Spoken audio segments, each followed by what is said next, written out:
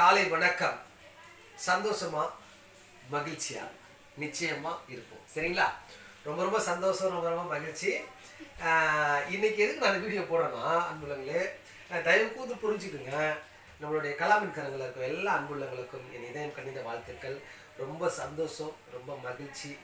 எல்லா குடும்பத்திலையும் மகிழ்ச்சியும் சந்தோஷமும் பெருக வேண்டும் என்று தான் உழைச்சிட்டு இருக்கிறாங்க ஒவ்வொருத்தவங்களும். ஸோ அதனால் உங்களுடைய குடும்பத்திலையும் மகிழ்ச்சிகள் பெருக வேண்டும் என்றால் மற்றவர்களை வாழ்த்துவதற்கு கற்றுக்கொள்ளுங்கள்.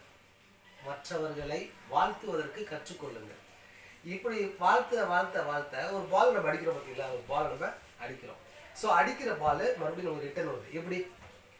ஸோ நம்மளுடைய விசையில் அடிக்கிறோம், அடிக்கும் போது நம்மளுக்கு மறுபடியும் ரிட்டர்ன் வருது. அதே மாதிரி தான் நம்ம யாரை நம்ம வாழ்த்துறோமோ அதை வாழ்த்திட்டுங்க, யாரை நம்ம போற்றணுமோ அவங்கள போற்றிட்டுங்க. இல்லைன்னா ரொம்ப கஷ்டங்க. நம்ம விஜயகாந்த் அண்ணன் மாதிரி, ஏன்னா அவர் இறந்த அப்புறம் தான் எல்லாரும் ரொம்ப பெருமையாக பேசுகிறாங்க. வேஸ்ட்டுங்க. இருக்கும் போது ஒருத்தரை வாழ்த்தி பாருங்களேன், ஒரு அன்பு உள்ளத்தை வாழ்த்தி பாருங்களேன், அவர் இன்னும் கொஞ்சம் நிறைய செய்யறதுக்கு முயற்சி செய்வாப்புல, உழைப்பார். அதை யாரும் நம்ம செய்ய மாட்டேன்றோம். அன்புள்ளங்களே அதை செய்ய கற்றுக்குங்க.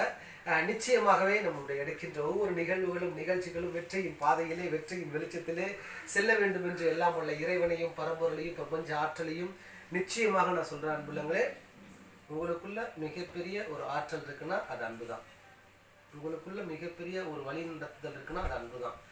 எந்த இடத்துல அன்பு இருக்கோ அந்த இடத்துல வாழ்க்கை சிறப்பாக இருக்கும். அதனால் ரொம்ப சந்தோஷமாக இருக்குது, ரொம்ப மகிழ்ச்சியாக இருக்குது. இந்த நேரில் என்னுடைய பொண்ணு தான் இந்த வீடியோ எடுக்கிறாங்க. ரொம்ப சந்தோஷம். தயவு கூர்ந்து இந்த கலாமின்காரங்களுக்கெல்லாம் கொஞ்சம் சந்தா கட்டுங்க. சரிங்களா? சந்தா கட்டினா ரொம்ப நல்லாயிருக்கும், ரொம்ப சிறப்பாக இருக்கும். அடுத்த ஆண்டு ரொம்ப சிறப்பாக மகிழ்ச்சியாக மறுபடியும் ராமேஸ்வரத்தில் சந்திப்போம். நன்றி, வணக்கம்.